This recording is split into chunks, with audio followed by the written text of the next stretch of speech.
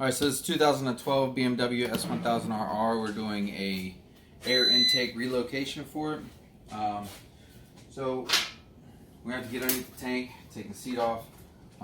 So we're going to need a 10 millimeter. I'm going to use a small impact.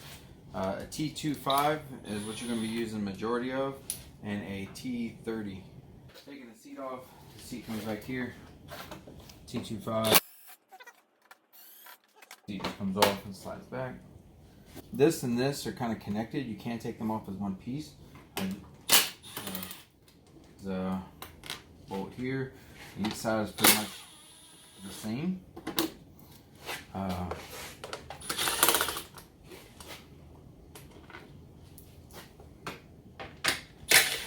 This one here.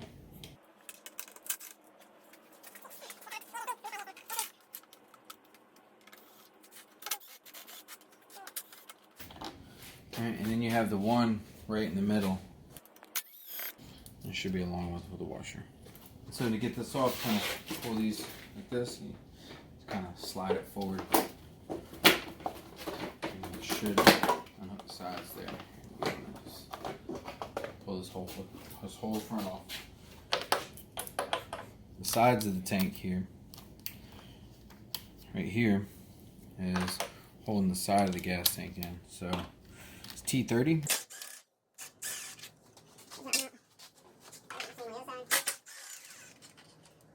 The 10 millimeter holds the back of the tank.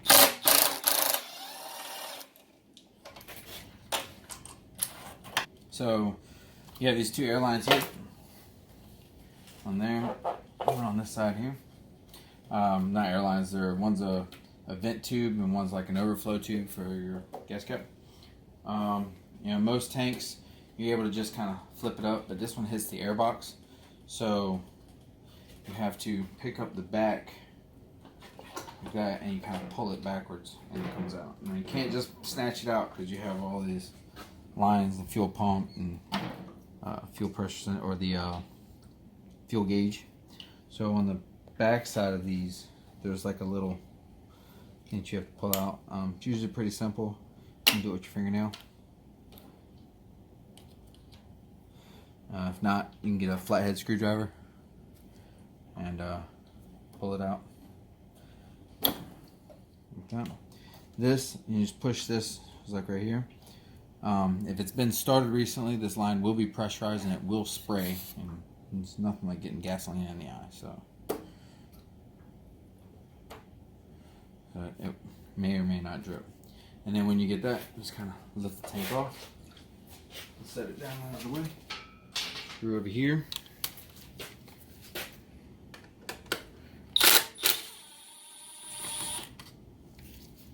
Okay.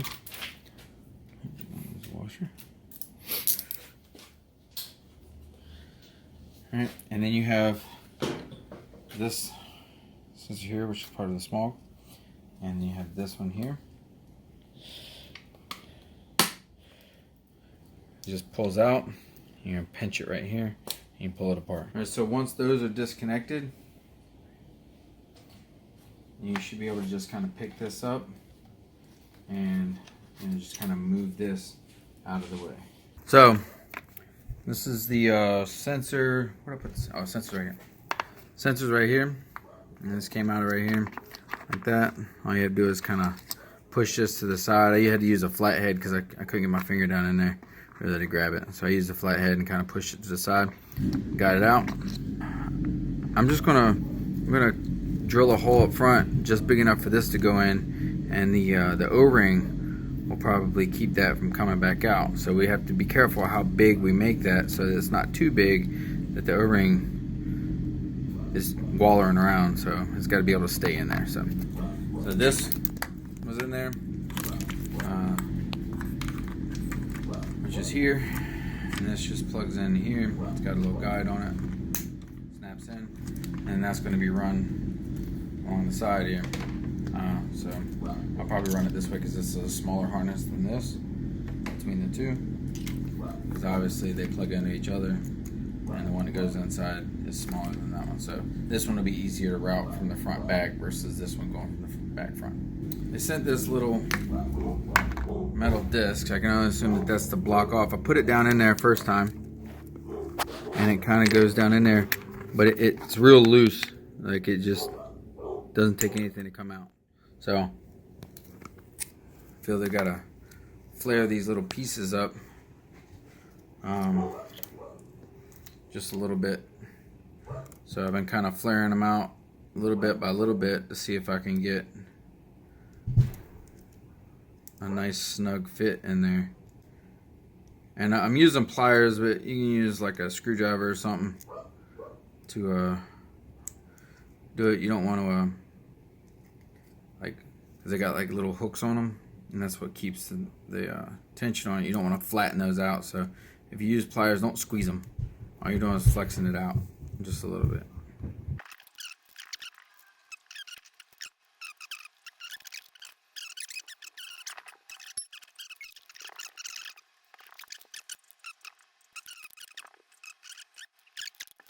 So magnet staying on it, and it's not coming back out. So that's pretty much what you're looking for. Get a nice good seat down there, and that should be fine. All right, so that's in there. And we're going to start taking apart this front end now. All right, so most of everything else on the BMW. These are T25 bolts.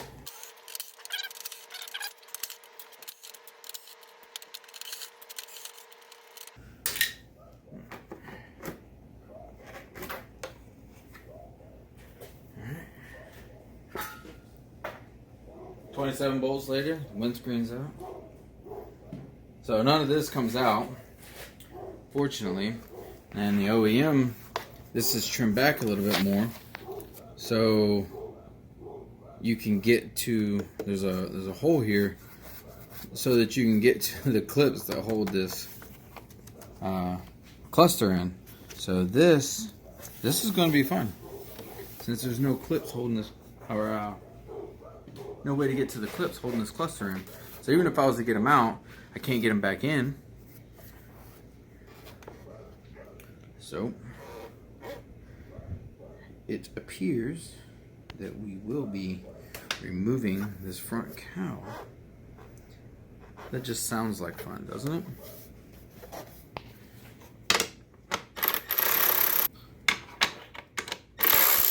So I don't see this going really any easy.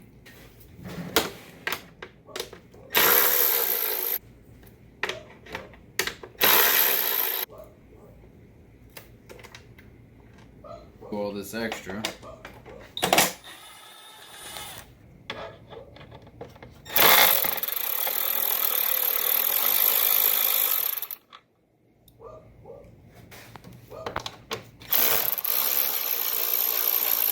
So we're all T25s.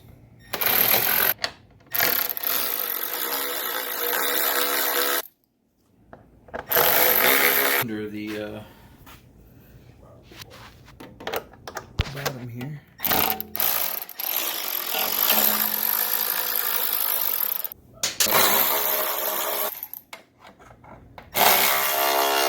Sounds like my ratchet is dying.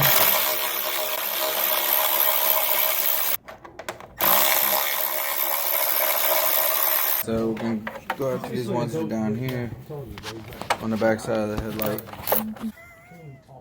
I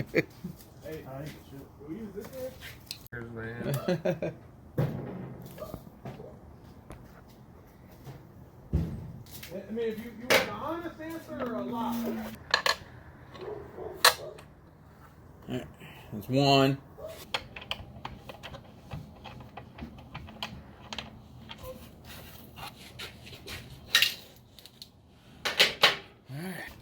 I don't think that this one here is connected, but I think that it's got a little hook right here, and that by removing this little,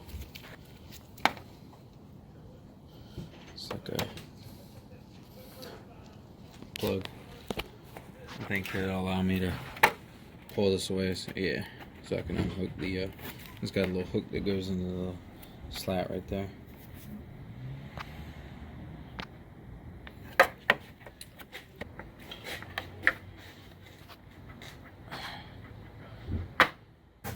You know that it's stopped. Ooh, Jesus. I don't know where those went. Is this recorded? No, I know where it went. It's a joke. After removing the front cowl, I found that there were 2 screws missing. There's one on the right above the headlight and one on the left above the headlight, and they're both behind the fairing stay. Kind of difficult to get to. I do show you how to get them back in. You can use that same method to get them out. So back to your previously scheduled program. So this is the clip that you would normally take out to remove the cluster. It's only one right here, and then once you get that out, you can kind of wiggle that out. You can get to the plugs and remove the plugs. All right, so then once you have that, you're gonna be coming down at like an angle to get the hole like right here. So it's in between the 2 harnesses that it's gonna sit. Okay, and it's gonna sit about that low. The guy had the carbon fiber aftermarket front end. So normally there's like a little square right here that you can reach in with a pair of pliers and get that piece out. It sits right here, and there's an opening right there on the OEM part. But with this part, that's blocked off, so I had to remove the entire thing. I'm drilling the hole. So I'm right about here. Mark that. We're doing it. We're wanting the rubber O-ring to be like a tension seal. So we don't want the drill bit to be larger than the plastic. A 7/16 bit. Normally we'd have to take this off. I'm not really going to take it off because it's just easier now to pull it out. Trying not to do too much there because I didn't want to go too fast because I didn't want to melt this little thin plastic. So we have our sensor here. It's not quite big enough. This is a 15-30 seconds.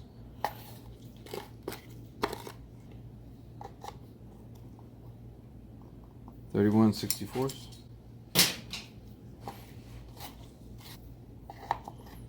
Looks like I may have a winner. And goes in there. And the rubber gas, the rubber O-ring, will be inside. So that'll keep it from coming back out as easy. So, I mean, it's pretty much just plastic. You're just trying to keep the tension in there so it doesn't move. And so that's going to go on the inside of this. Right there. That's going to be like that.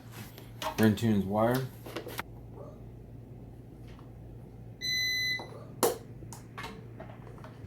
So that's how it should look.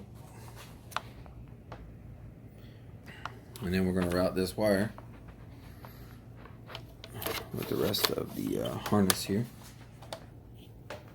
Follow this into this fork tube. And then there's a pass through right here on this harness. Just there's a small little hole in there. Kind of goes at like a downward angle, like this angle. And it kind of goes downward, and then I'm gonna bring it back through. So, I think I'm gonna take this bolt out and get it on this side. This is a T30.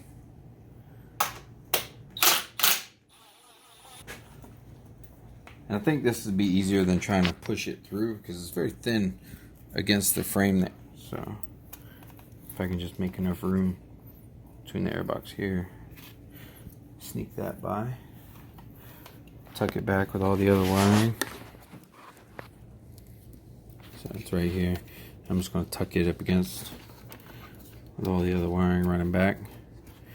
It should be out of the way. And then this will be plugged into this.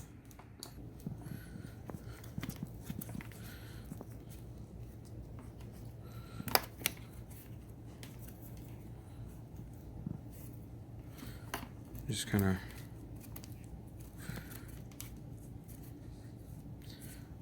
route this in there. Lines it up.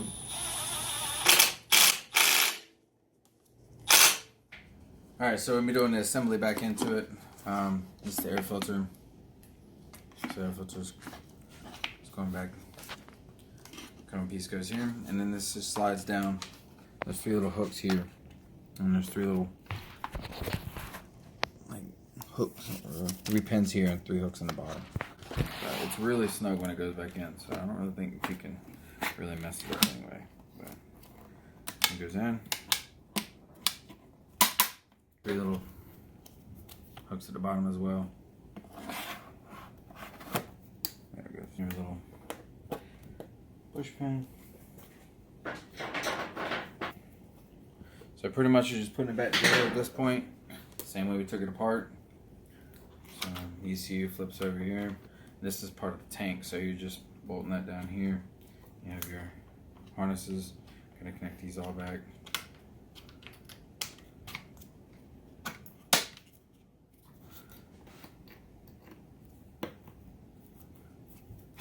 Everything should mount. Just back over. These go to the tank.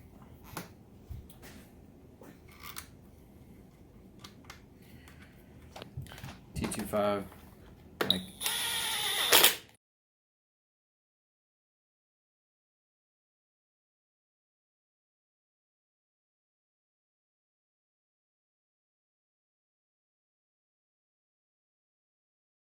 and it's just your fuel line. Snaps in here.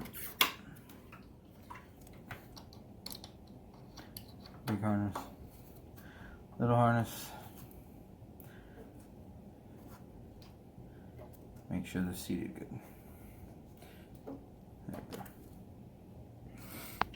Alright.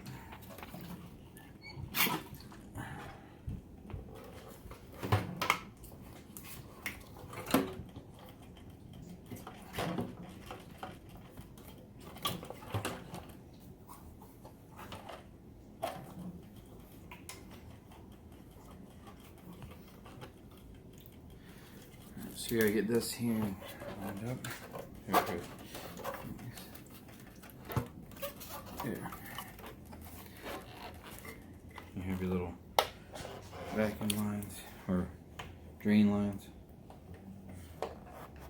One's a vent tube and one should be the fuel overflow tube.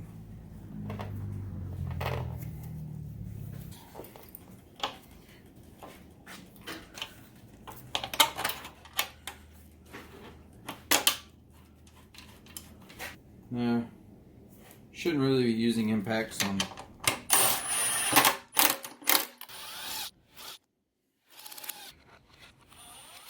your tank's down, everything's hooked back up. So you get the shroud here.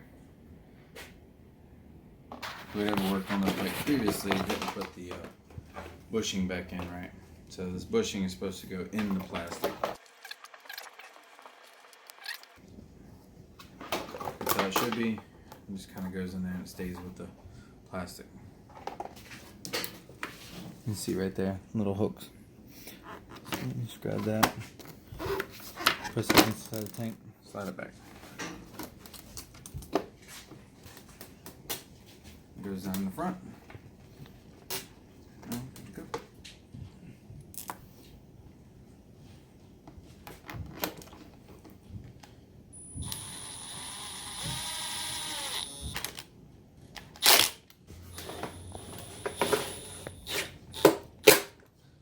So there's just fairing bolts. You're just reassembling how you took it apart. I have my impact set on the lowest setting possible.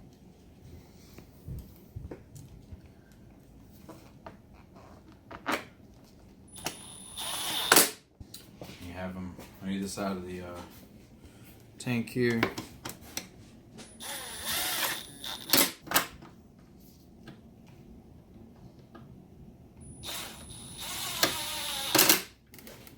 Subframe.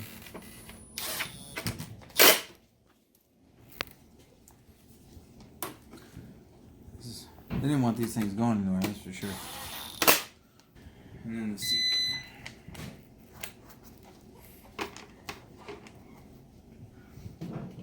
I have the bolts in the seat. Probably not a good idea. End up scratching the tail fairing. So you gotta get it down. You slide it forward. Anytime you're doing this, you want to really start it by finger, not with an impact. Because if you cross thread it, you're going to mess up the threads. So you want to make sure it goes in easy. And effectively, that should be pretty much it. I have to finish assembling the front end here, so I'll go through that. But if you have the OEM front end, then you should have been able to just pull the cluster out, you know, insert your intake sensor, and then you'd be done. I'm gonna go ahead and start assembling the front end now, and you know, go through pretty much the exact same thing that we took apart, just backwards. So.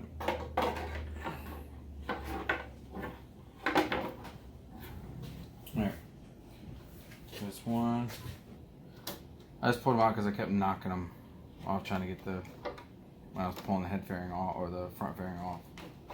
So I just figured I might as well just pull them off.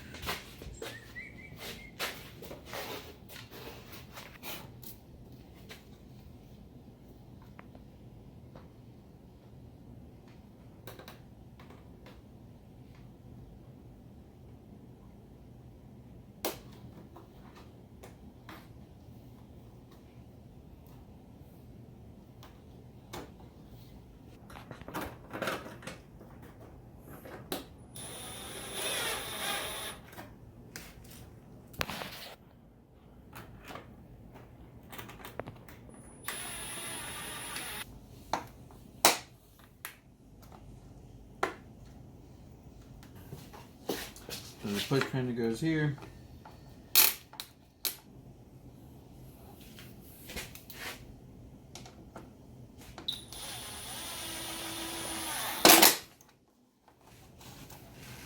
Alright, so once you get everything lined up, you can kind of...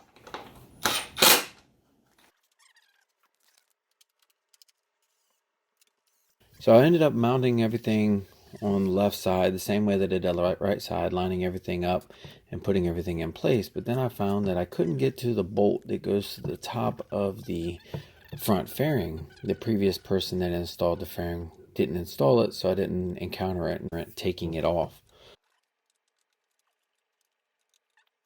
So my fix for this was to remove these two headlight bolts, one on the left, one on the right. This freed up the headlight enough that I could pull the fairing forward and be able to get to the bolt that I needed to install.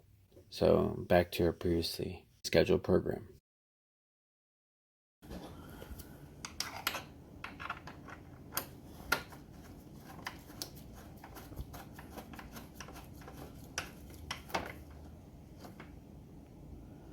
I'm doing it this way because I'm trying to avoid taking the entire fairing stay off.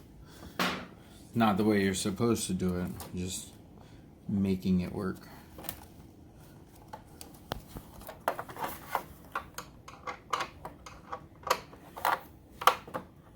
I'll tell you, that's a tight spot. So and you have another screw at the bottom of the headlight down here. So while I've got this forward, I'll go ahead and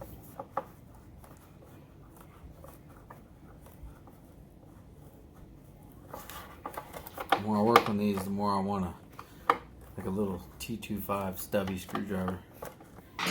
And I have the two screws that I've removed.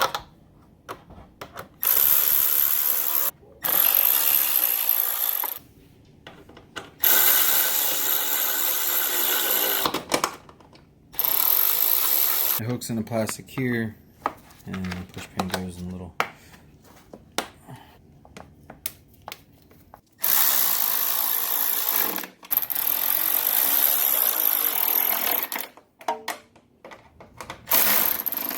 So for this one, I came in from here right above the headlight.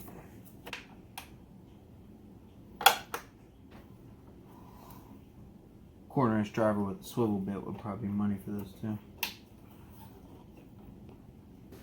And we have the same one on the bottom.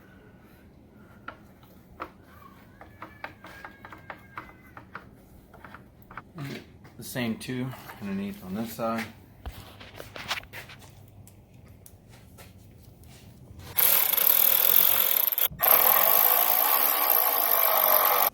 There's another one screw.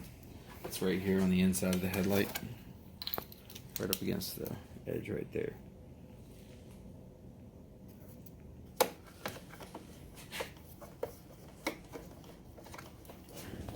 There's one right here.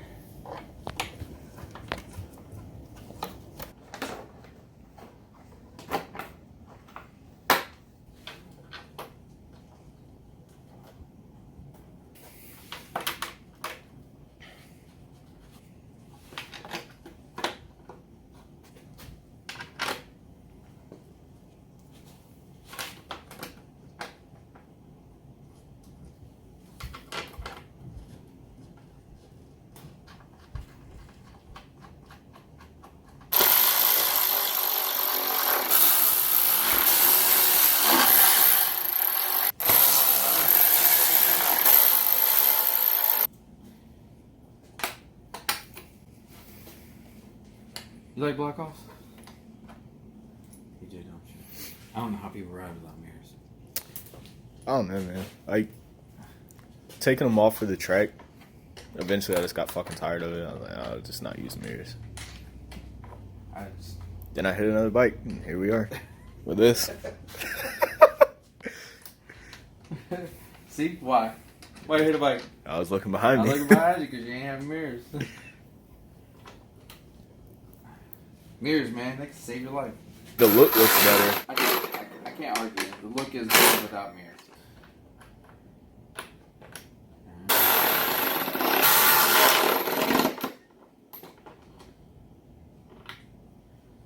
So, that's it.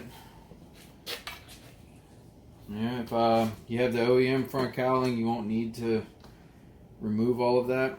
I didn't get a chance to take off the OEM, so I can only assume that it's either the same or extremely close to. Alright, this is it all back together. Oh, fucking.